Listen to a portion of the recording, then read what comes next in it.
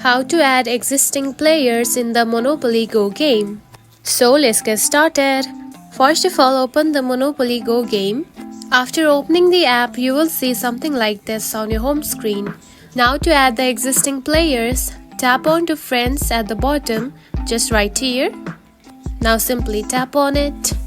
Then here you can find the add friends option, just right here. Now you can find the suggested players, just right here. Now to add them, simply tap on to invite, just right here. Now tap on it, just like this.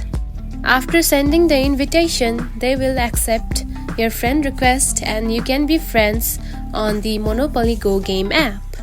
Now keep on opening the Monopoly Go game application once in a while and there will be suggested players which are existed in the Monopoly Go game. And that's it. This is how you can add the existing players in the Monopoly Go game. If you found this video helpful, don't forget to like and subscribe for more tips. Thanks for watching.